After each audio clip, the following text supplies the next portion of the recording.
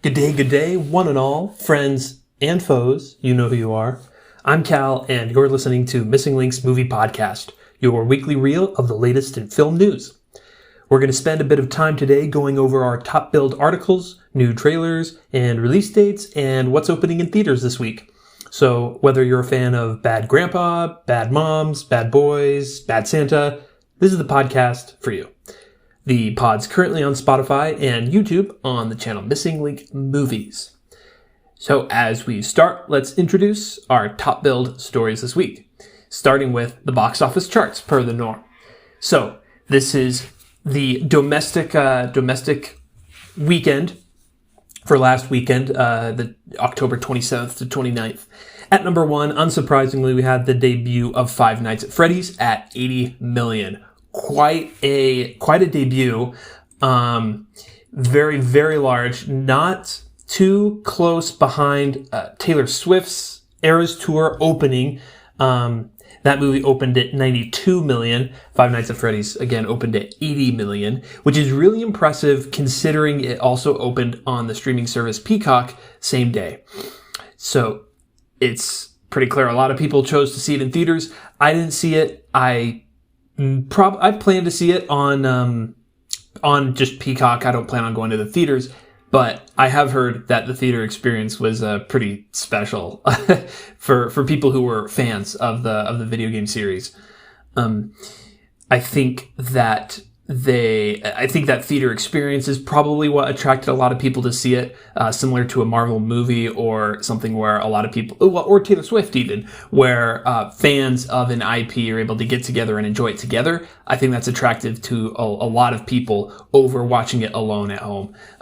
Although there are, many people who would prefer it that way.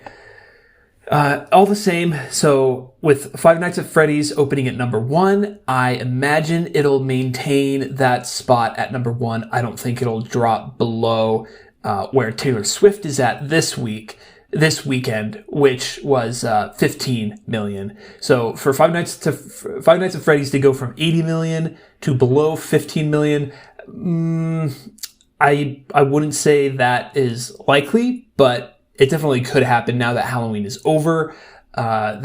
Immediately November 1st, we're into the Christmas season. So, but I imagine some people who missed it last weekend will want to go see it.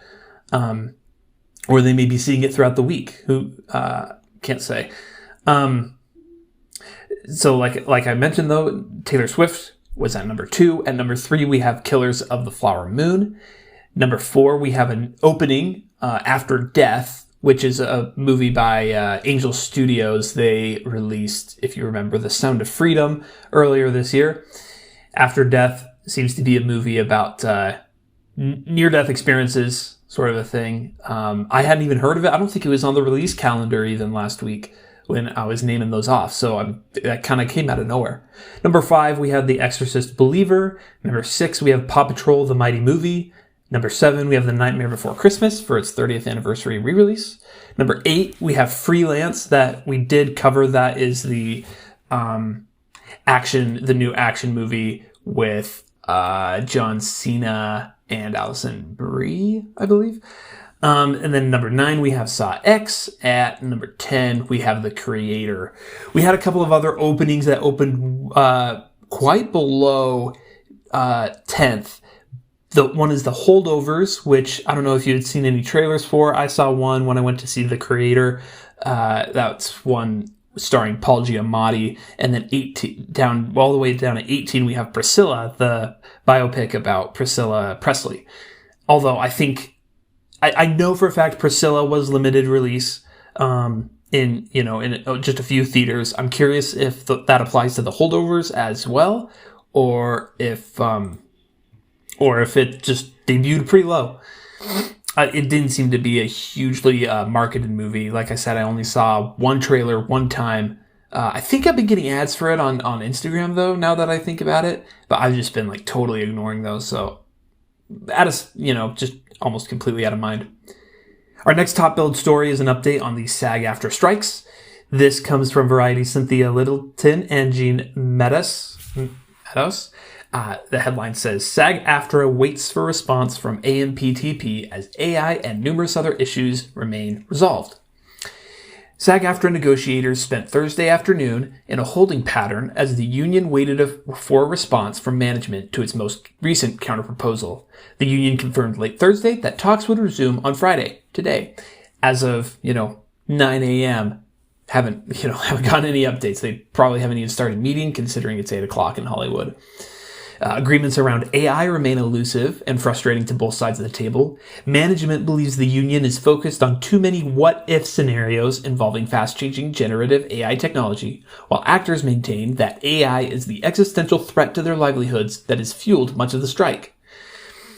Strike has been going for 112 days now. SAG-AFTRA's negotiating committee came out with a statement late Thursday. The negotiating committee was on standby today, awaiting a response from the AMPTP on both the AI counter we presented yesterday and the comprehensive counterproposal we passed across the table 5 days ago. Our team looks forward to continuing bargaining with the companies tomorrow, Friday, which is now today. So they're waiting for a response. Nothing new to update. It looks like we will have something to say even later today, but definitely next week. It's interesting that the AMPTP isn't wanting to. It's interesting that they don't really want to address the AI concerns because it's too many what ifs. I mean, I understand where the actors are coming from because you want to put a stop to that. You want to put protections in place before it happens. Going for a preventative approach rather than a retroactive, an active protection against it rather than a retroactive protection after it's already started happening. I wonder, the article doesn't mention why necessarily the AMPTP doesn't want to address it if there are only what-if scenarios, if there are only hypotheticals. Hopefully they can come to an agreement that the actors feel protected by, because I'm really curious, why not? I mean, it's AI. By protecting actors against AI, the people who make AI aren't going to be upset. The studios aren't going to, I don't know. Yeah.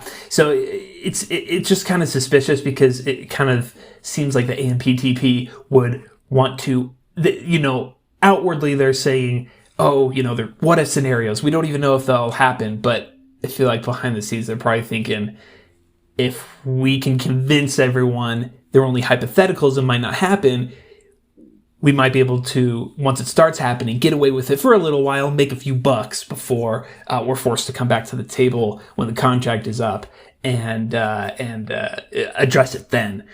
I don't know, because I personally don't find the what if excuse to be super satisfying, and I doubt the actors. I imagine the actors would feel that way as well, because it's one of the primary sources of the strike. So that's that. Our next headline, quite a big one, comes from the Hollywood Reporter's George Zalai and Alex Weprin. Says Disney to buy full control of Hulu and deal with Comcast. Disney has agreed to take full control of Hulu in a deal with Comcast, which has owned a third of the streamer ever since Disney's acquisition of the 21st Century Fox entertainment assets. The acquisition of Comcast's stake in Hulu at fair market value will further Disney's streaming objectives, the Bob Iger-led company said in a statement Wednesday. We look forward to the appraisal process and the determination of Hulu's fair market value, which we expect will reflect the extraordinary value of the business, Comcast said in a statement. So Wall Street has, over the past year, repeatedly discussed Hulu's future due to its shared ownership and put and call options.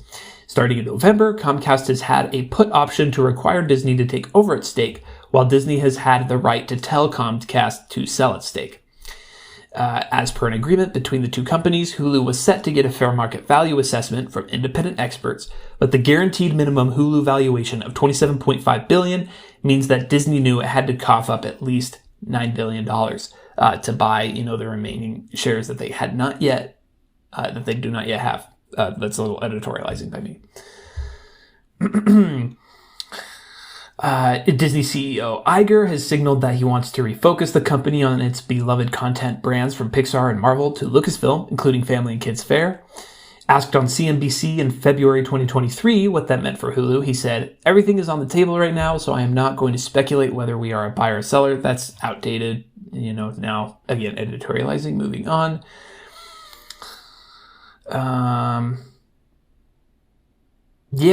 So that's kind of the headline.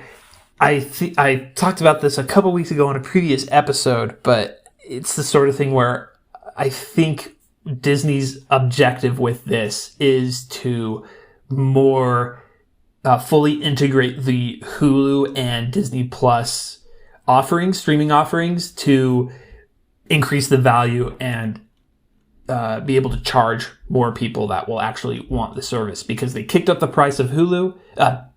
Independently, Disney hasn't bought it yet. Hulu kicked up their price a couple dollars. Disney has just kicked up the price of Disney Plus by a few dollars. And I think by combining them, when they purchase Hulu, it'll justify that increase. However, I don't imagine they would just add the full cost of Disney Plus to the full cost of Hulu, because that would be nearly $30 a month. I hope, because I canceled my Disney Plus subscription when they raised the price. I haven't had a Hulu in a long time, but if they were to combine them, those two libraries, I think would be a very strong kind of offering with Hulu's FX stuff.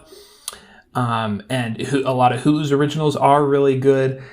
And of course, Disney Plus's offerings of everything from Disney to Pixar to National Geographic. I think that could be a very strong streaming service if they choose to combine them. And as I mentioned before, they already kind of do combine those libraries in international markets. It's, US is one of the only places where they're still separate. And I imagine that's because Disney does not own Hulu, but somehow owns the rights in international streaming or something of that nature. So I guess we will see. It doesn't put a hard deadline on when this will happen, but the article says, Disney says, while the timing of the appraisal process is uncertain, we anticipate it should be completed during the 2024 calendar year. By comparison, when Disney bought 21st Century Fox a couple of years ago, the announcement was made well in advance of when the deal actually went through. I want to say even more than a year. Although that was buying Fox in totality rather than just buying extra stakes so that it holds a majority, as in the case with Hulu. Our next story is AI related. Variety's Ethan Chanfeld reports Scarlett Johansson takes legal action against AI app that ripped off her likeness in advertisement. Johansson appeared in a 22-second ad posted on X/Twitter by an artificial intelligence image generating app called Lisa AI, 90s Yearbook, and Avatar. Representatives for the actor confirmed to Variety that Johansson is not a spokesperson for the app, and her attorney, Kevin Yorn, handled the situation in a legal capacity. The advertisement was spotted on October 28th and appears to have since vanished from the internet. The ad reviewed by Variety begins with an old clip of Johansson behind the scenes of Marvel's Black Widow. Johansson says, "What's up, guys? It's Scarlett, and I want you to come with me," before a graphic covers her mouth and the screen transitions into AI-generated photos that resemble the actor. A fake voice imitating Johansson then continues speaking, promoting the AI app. It's not limited to avatars only. You can also create images with texts and even your AI videos. I think you shouldn't miss it, says a voice that sounds like Johansson. Fine print under the advertisement reads, "Images produced by Elisa AI. It has nothing to do with this person." Oh, of course. So that just cleans their hands of any legal obligation and guilt. Gosh. Multiple Lisa AI apps, which are created by Comfort Software, remain on the App Store and Google Play. The app maker did not respond to Variety's request for comment. So this is related to a story from a few weeks ago in which Tom Hanks was used in this is me, not reading the article anymore, with Tom Hanks, it was some sort of dental advertisement, I think, some sort of dental plan, or I want to say it was something to do with teeth. Maybe it was toothpaste. I don't know. So it was a different case where it wasn't like advertising AI itself, like it is in this case. But this is exactly what the sort of thing that we need to make sure we are putting a stop to. To use people's likeness and voice without their consent to endorse things that they have not agreed to. Seriously. Oh, in the article, last paragraph, it does say, Tom Hanks promotional video for a dental plan. Ridiculous. All right, and then our next story, HBO Max changes up their sub plans. This comes from Variety's Todd Spangler. Max's standard no ads plan is dropping 4K Ultra HD content, reducing concurrent streams from 3 to 2. Warner Bros. Discovery's tagline for Max is the one to watch, but if you want to watch 4K Ultra HD movies or TV shows to stream content on more than 2 devices at once, you'll have to pay extra starting next month. So I got this notification, but so their standard 8 ad-free plan, which is currently $15.99 a month, will drop 4K titles, at least being able to stream titles in 4K. You'll be able to stream, all the titles, but only at a maximum of 1080p. And you can only concurrently stream on 2 devices instead of 3. That's really disappointing because I love having the highest quality streaming available. I like having 4K. And the concurrent streams, I have never run into a problem with. I'm not the only one with access to my HBO Max account. Sorry, it's just Max now, but whatever. The name change is dumb. But I've never run into a problem with having too many screens playing at once. But the 4K content being dropped from the current plan I'm on is really disappointing. 4K content will only in the future be available on the ultimate ad-free plan, which will cost $20 a month.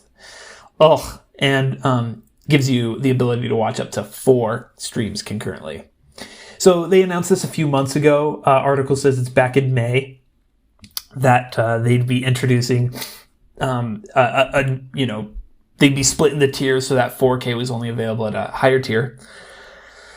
And that it really, really sucks, but now that's happening on December 5th, 2023. That's when things are changing over. So I will say that I probably won't upgrade right away. I'll probably put together, the things that I want to watch in 4K, and have a list and then subscribe to that higher tier for, a month and binge them all. Actually, now that I think about it, since I canceled my Disney Plus and I'm not paying anything for Disney Plus, then the upgrade to the ultimate tier would probably just comparably be what I was spending between HBO Max and Disney Plus before. But I can't say I'll stay subscribed at that $20 tier in perpetuity, because that is just getting to be more and more. They're raising prices because of inflation, but it feels like the cost of inflation is outpacing, what the money is actually worth.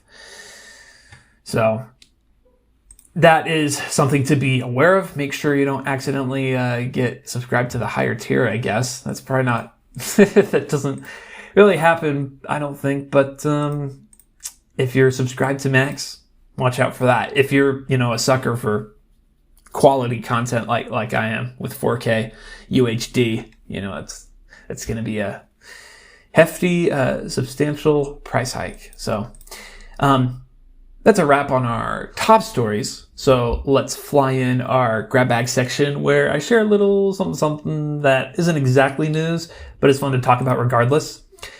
This week, Variety came out. Variety's Tatiana Siegel came out with I don't know what the journalistic term for it is, but it kind of seems like an expose of some of the things going on behind the scenes with Marvel Studios.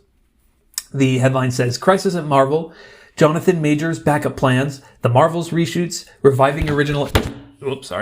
Reviving Original Avengers and more issues revealed. So I would just recommend reading through this. It's a pretty long article. I don't want to, just read it word for word. Ad hominem? No. Ad nauseum. I don't want to read it ad nauseum. I know Latin. But there's a few interesting nitpicks, or a few interesting headlines that come out of it that I just want to pull out.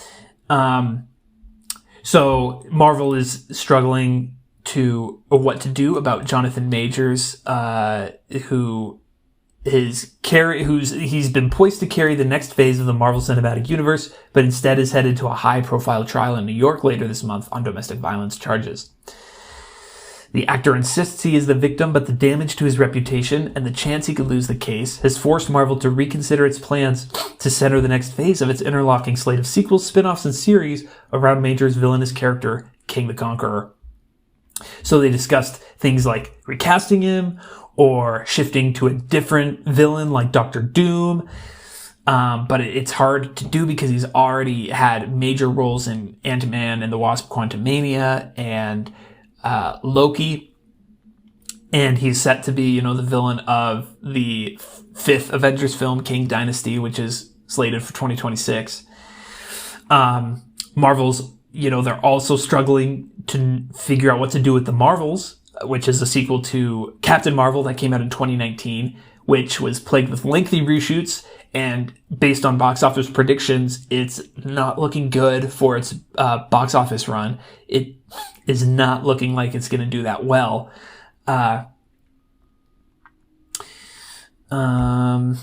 Let's see. The Marvels, which opens in theaters on November 10th, that's next week, will struggle to get the ball past the infield.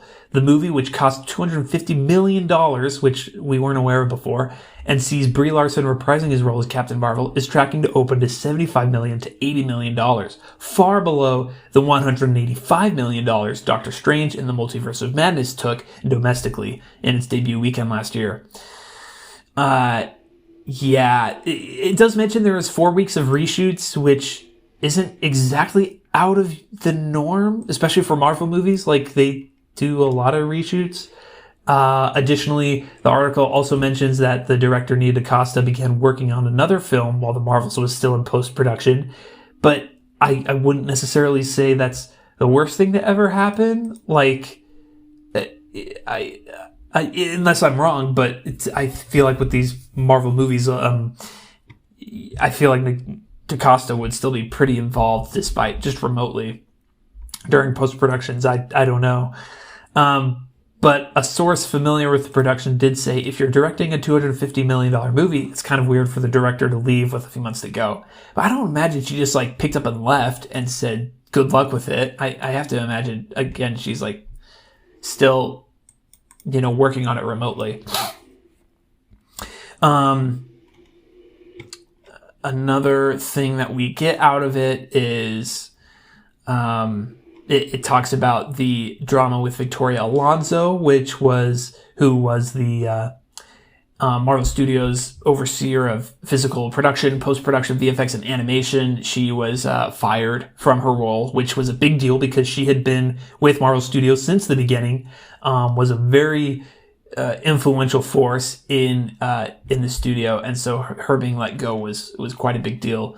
The article talks about the drama, about whether it was about the VFX or if it was about her working on and promoting another film that under contract she was not allowed to do, but some would say that's just a cover for the handling of the VFX in recent Marvel Studios projects. One of the other things we get is that, regarding the VFX, is that the article says, Marvel was bleeding money with a single episode of She-Hulk costing some $25 million, dwarfing the budget of a final season episode of HBO's Game of Thrones, which is wild that She-Hulk didn't shake the world, was not a watershed moment for Marvel Studios, just kind of it wasn't the worst. I think social media kind of overblows how bad it was. It wasn't bad. It was just a very, kind of run-of-the-mill Marvel Studios things that had some interesting ideas, but obviously a lot of VFX. But for a single episode to of She-Hulk to dwarf the budget for a final season episode of Game of Thrones, absolutely wild. I think it's similar with the Marvels costing $250 million. Those budgets are just crazy. The article also talks about the Vampire Hunter movie Blade reboot with Mahershala Ali. The project says it's gone through at least 5 writers, 2 directors, 1 shut down 6 weeks before production. One person familiar with the script says the story at one point morphed into a narrative led by women and filled with life lessons. Blade was relegated to the 4th lead. I have seen someone who had worked on the Blades. This is me editorializing, not the article. I had seen that on Twitter. Someone I can't remember his name. Someone who had worked on the Blade previous versions of the Blade script kind of refuted this, that the script was shifted to be led by women and that Blade was relegated to 4th lead. That is apparently in debate, and that may not be true, which has been the case with some of the things in this article. Like I mentioned earlier, the Nia DaCosta stuff, leaving the Marvels to work on other stuff, the stuff with the Blade script, not exactly set in stone, not exactly confirmed true, especially because the sources seem to be anonymous for a lot of this stuff. But just a lot of interesting things with the Marvel's budget, the She-Hulk's budget, things with their Kang problem. Very interesting. So, that's only a very small part of what the article talks about, but it's some pretty crazy stuff with what's going on over there at Marvel Studios. It's just what a crazy year Disney has had, and especially Marvel Studios with Quantumania underperforming. The Marvels looks like it's going to underperform. The strikes prevent, actors from promoting stuff with the Marvels. I'm sure we'd be getting stuff from the lead actresses in there if they weren't striking. Just absolutely wild. And then with Jonathan Majors with his stuff, it's just it's not even an isolated instance of the projects sacrificing their quality. That is just one piece in this puzzle that is just spelling out a really bummer of a time for Marvel Studios. But that's our grab bag. Now let's move on to new trailers and release dates. This one is tangential to, it's not exactly a new release date for theaters, but Indiana Jones and the Dial of Destiny gets a release date for Disney Plus, which is December 1st. Quite a while. Most Disney movies don't open. Well, okay, so recently, theatrically released Disney movies have been opening on Disney Plus a lot sooner. But this one has taken quite a while. I was hoping they would add it before I, unsubscribed. But that's not happening. So I reckon the next time I'll get on Disney Plus is when Percy Jackson and the Olympians is when that season is done, which should be sometime in January, I think. And so I'll probably catch up on that, catch up on Loki, watch Indiana Jones, because I never saw it in theaters, so we'll see it. But then the other new trailer is one that I am so excited for. And it was for Kingdom of the Planet of the Apes. This comes from Hollywood Reporter's Ryan Gajewski. Set for theatrical release on May 24th, 2024, Wes Ball's film takes place many years after the end of Matt Reeves' 2017 feature, War for the Planet of the Apes, which is the most recent movie in the enduring franchise. Kingdom of the Planet of the Apes stars Owen Teague, Freya Allen, Peter McCone, Eka Darville, Kevin Durand, William H. Macy, and Tyken Lockman. Kingdom of the Planet of the Apes picks up with numerous ape societies continuing to thrive while humans have been reduced to a nearly feral existence. As one ape ruler enslaves others amid his quest for human technology, a different ape seeks freedom and hopes to work with a young human woman to achieve that goal. So Wes Ball, he directed the Maze Runner trilogy, is directing the film from a script by Josh Friedman, Rick Jaffa, Amanda Silver, and Patrick Asen. who I believe at least a couple of the people in there wrote a couple of the movies from Matt Reeves' trilogy. It wasn't exactly Matt Reeves' trilogy. He did Dawn of the Planet of the Apes and War for the Planet of the Apes. He didn't do Rise. But I feel like, at least in my headspace, I kind of think of it as Matt Reeves' trilogy, which is a disservice to the director of the first movie, because I still love the first, the first being Rise of the Planet of the Apes.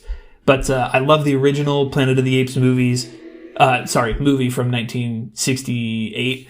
I haven't seen the others of those original ones. I never saw the Tim Burton reboot, but like this most recent trilogy of movies, this reboot trilogy is just one of the most solid movie trilogies there are. It's like, it's crazy how well those films work together, how there's such an awesome progression of character, with the character of Caesar, how well directed they all are.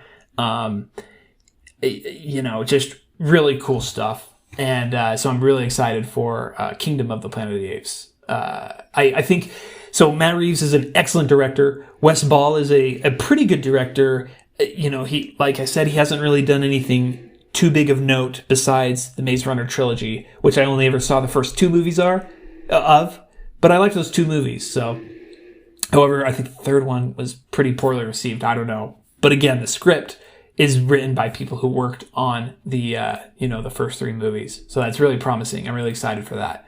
That is May 24th, 2024, and a trailer I would highly recommend watching. Okay, so finally we have what's opening this weekend in theaters. We have Priscilla. Oh, I mentioned that. I think it was limited release before. This is wide release.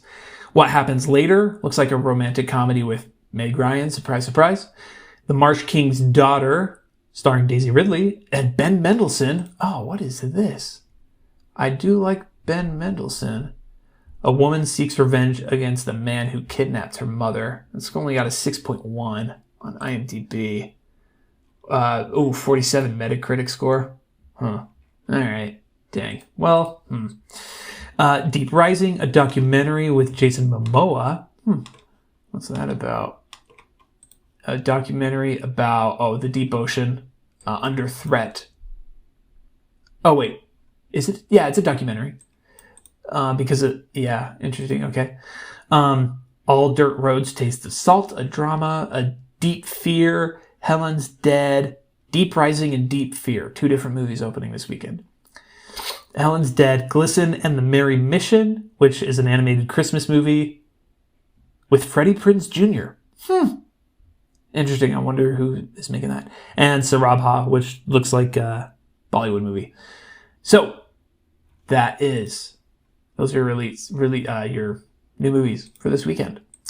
That about does it for today, though. Now that we're on YouTube, feel free to comment. Tell your friends, tell anyone you know that is into film, into movies, movie news, and I would really appreciate it.